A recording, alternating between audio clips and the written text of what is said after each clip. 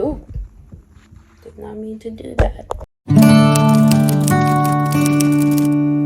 Hi, it's Jada here, and welcome to my crazy world. So today, I came here to introduce myself because I have posted 2 videos so far, and I know some of you may want to know, okay, who is this girl? She posted 2 blogs, but we don't really know much about her, so that is what I'm gonna do today. So I'm going to be sharing my story, also just sharing what my channel is going to be about and my goals for this channel, as well as just defining myself and telling you guys who I am. So without further ado, let's get started. So I'm from Chicago.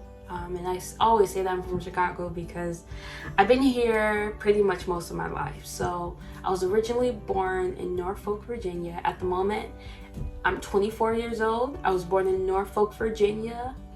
And my upbringing is a little unique because my father is from New Orleans. And then my mother is from Chicago. So I live with my mother because she raised me. And I was in Virginia because she was stationed there, because both of my parents are Navy veterans, and at the time my mother was still in, and she recently got out when she was pregnant with me. So I stayed with her for about 2.5 months. We stayed there in Virginia for about like my first 2.5 months of life, and then we ended up moving to Chicago, and I lived with my grandparents. My childhood was, I guess, unique because I lived with both of my grandparents, and when my mom got out, she had to find work, so she worked at a lot of different places. One of them was Jules, and while she was working, and when my grandmother was still alive, my grandmother would watch me and she would take me everywhere. Even though I don't really have those memories because I was so young, just hearing those stories were just makes me so grateful that I was able to be around my grandmother while she was still alive. And fast forward to that, in 2000, I was about 2 years old. Actually, about 1.5. My mom and I, we ended up moving to Maryland.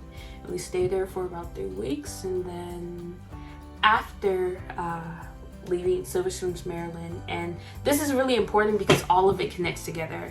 My mom and I, we both moved to Savannah, Georgia, and around that same time frame, my mother noticed that there was something different about me, and she noticed that I wasn't acting like a typical toddler. You know, I wasn't talking like a typical toddler, and I wasn't using words, and there were a lot of language barriers that were missing, and I wasn't moving on track like my peers. And she noticed right away because I wasn't talking, and other people around her would just tell her, oh, she'll talk, just give her some time, but my mom knew that there was something wrong. So while we were in Georgia, she ended up getting MRI so that way I could get a proper diagnosis. I got an MRI to scan my brain, and that's when my mom was told by the doctors that I have autism, or at the time it wasn't even called autism, it was PDD-NOS.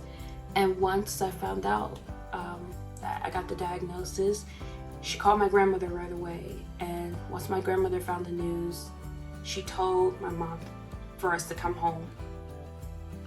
And then when we came back, which was about 2 days later, my grandmother ended up passing away from a massive heart attack at 57 years old. And honestly, I think it was a change for us because my grandmother was one of our biggest helps when it comes to me and her, and she helped a lot with me, so it was a big loss. It was one of the first funerals I went to as a child. The only memory that I have is just me running up there to her grave, and I didn't understand why, but I knew that she wasn't coming back. So of course my mother took me out because I thought I was just being a typical toddler, but I knew that there was something up. But since my diagnosis, there were some challenges. We moved back to Chicago and ended up enrolling in preschool. And then a year after that, I ended up speaking. So I still wasn't talking even after my diagnosis. But when I was almost 4, I ended up talking just in like complete sentences. Like before then, I would just scream. So it was a challenge. And then school was really challenging. I went from a supportive preschool to going to a school that was down the street from where I live at the time, which was my grandfather's house, since my grandmother was gone. I had a lot of challenges, especially with schools, and my mom dealt with a lot of challenges when I went to school. So I had a pretty rough childhood. I remember just feeling awkward and just being in my own world because I didn't really know how to properly communicate. So I struggled with that a lot. And even as I got older, of course, you learn more things about yourself and you experience a lot of things. So that's what I was doing, like throughout elementary school. And even around that time, I changed so many schools and I had meltdowns a lot in public because I just didn't know how to communicate. And of course, I was in special education when I was in pre-K, and then around kindergarten through, I want to say about fifth grade, I ended up, I was in a regular classroom. And then 6th grade, I got moved because at the school that I went to, the school could no longer support me, or like being in the classroom just wouldn't be good for me. So they ended up moving me to a self-contained special education classroom. And as much as I loved the experience and the people that I met there, it was really hard because I was dealing with a lot of stuff. And I'll touch on a little more things. I've been on over 8 medications. I'm currently on 1 now. I've been hospitalized 7 times.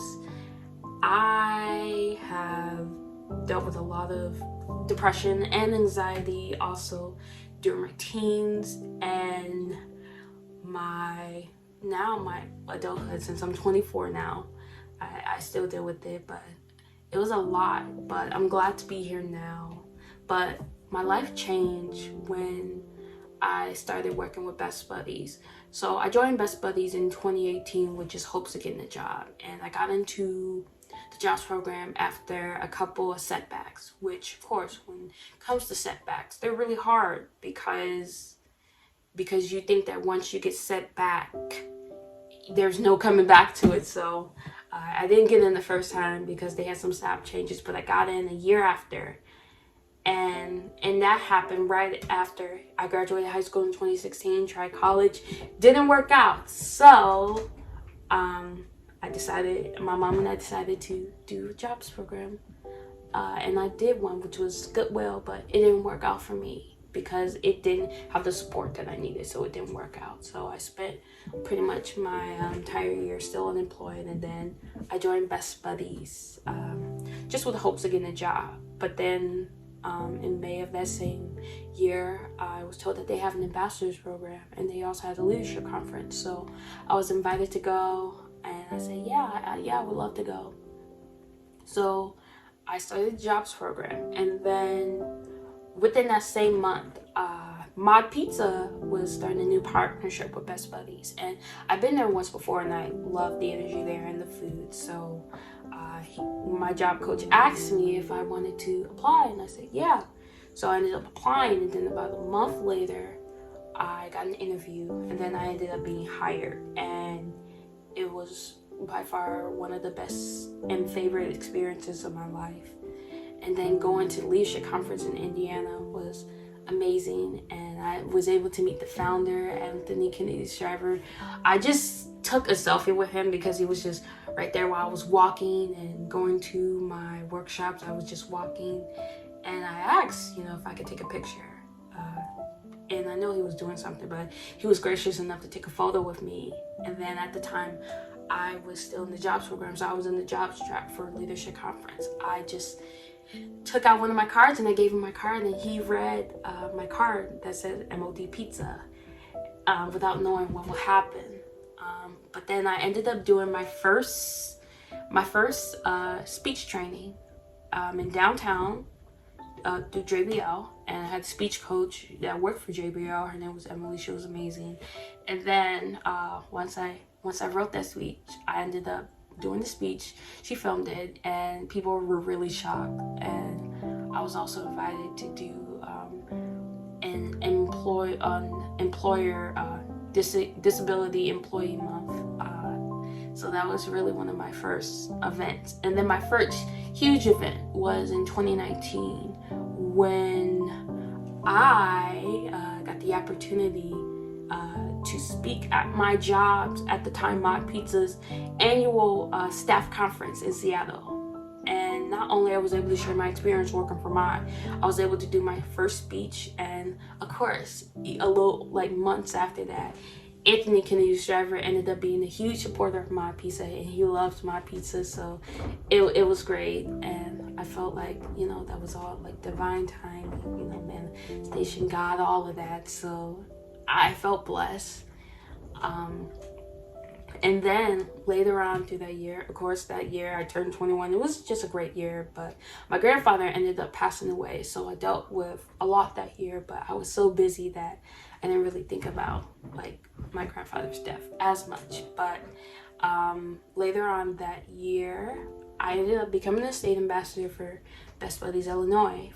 And then July of 2019 just got really great and bigger than ever.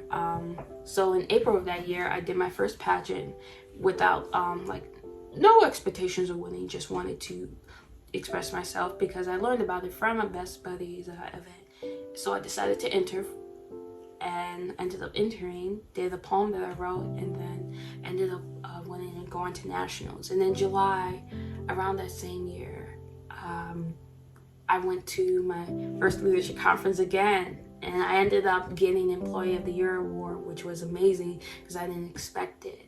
So I got that award, and then I took a lot of photos, did the ambassador track, wrote another speech, and then I was able to speak for closing ceremonies, and that is by far one of my biggest speeches, the biggest crowd I ever did, which was over 3,000 people. So I felt really amazed but really nervous.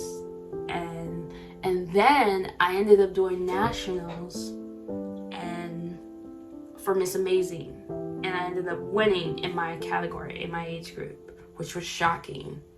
And then after that, I did one of my first, my second out-of-state speech for Best Buddies, and I spoke at Hearst Castle in California, and it was by far one of my favorite events because I was able to meet a lot of people and host a rest stop because they're known for biking. So I was able to meet a lot of cool people there, and it was great. And then I did an event in Minnesota, and then a year after that, I ended up becoming a global ambassador. So it was amazing.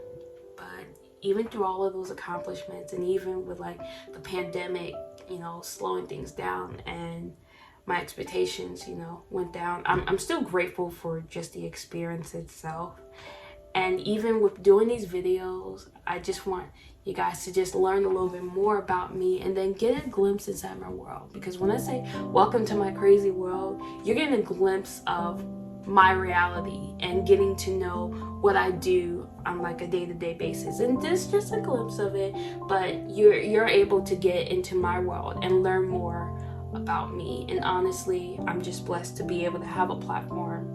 And the goal of this channel is to just share my experience as an autistic queer Black woman, just living and just expressing myself. And Jada, she's wise, which is what my name means. She's adventurous, she's all of these things, and also they're just kind and compassionate. And that's what I want you guys to get out of my channel. Just genuine joy, creativity, just fun, just a lot of fun. So that's who I am. And that concludes the end of my video. I know it's a little bit long, so kind of bear with me. You know, sorry, not sorry, but if this video has inspired you in some way or enlightened you in some way, make sure you do the big 3: like, comment, and subscribe, and tell me just something that you're grateful for, since it's November, you know, the month of gratitude. And I'm gonna head off, but I want to let you guys on a positive note. You know, whatever you're going through right now, you know, it's okay to feel how you feel. And the good thing about the healing process is that it's not a race, it's not a competition. You know, take all the time that you need, and when you get back up, you'll come twice as hard. So just be kind to yourself, but also be kind to everyone as well, because you never know what people go through. And just never change for anyone. If you want to change, you have the right to change. But if someone else is making you change, you know, listen to your gut. And I will see you guys in the next video. So bye. Love you all. Jada out.